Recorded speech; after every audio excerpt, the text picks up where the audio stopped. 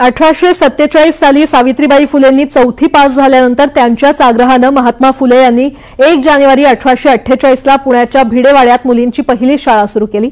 देशातील मुलींची पहिली शाळा सुरू होऊन आज 177 वर्ष पूर्ण झाली आहेत। ही शाळा सुरू करण्यासाठी फुले दाम्पत्याला इथल्या सनातनी व्यवस्थेच्या विरोधात मोठा संघर्ष करावा लागला होता, पण ते मागे हटले नाहीत। भिडेवाड्यातील शाळा वर्षभरात बंद पडली असली तरी फुले दाम्पत्यानं नवीन शाळा सुरू करणं थांबवलं नाही।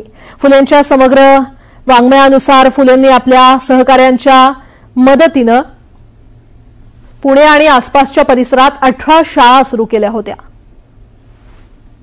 शाळेचं बांधकाम एवढं भक्कम आहे की 175 वर्ष होऊनही या शाळेला अजून काही धक्का लागलेला नाही। पूर्ण दगडी बांधकाम आहे। खालून व्हेंटिलेशनसाठी त्यांनी जाळ्या ठेवलेल्या आहेत। वरच्या बाजूला ती नळीची कौलं पत्रे नळीची कौलं अजून आहेत त्या स्थितीत आहे। आता कौलांवर गवत वगैरे वाढल्यामुळे थोडंसं हे झालेलं आहे, त्याला बाधा पोहोचते। त्यामुळे त्याच्यावरती शासनाने आता निधी टाकलाय आणि त्या निधीच्या माध्यमातून पुन्हा शाळा जशीच्या तशी करण्याचा आमचा प्रयत्न आहे। आमचं एक फाउंडेशन आहे इथं, त्यासाठी आम्ही एक भाऊ कोंडाजी डुमरे पाटील प्रतिष्ठान नावाचे एक प्रतिष्ठान चालू केलंय।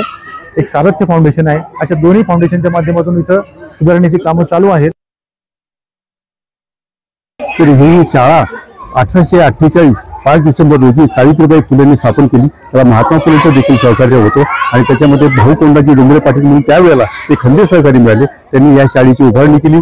वास्तू भक्कम आहे, त्याचं हेरिटेज जपलं पाहिजे आणि सर्व जनतेला याची माहिती व्हायला पाहिजे ही माझी आणि सर्व जनतेची इच्छा आहे।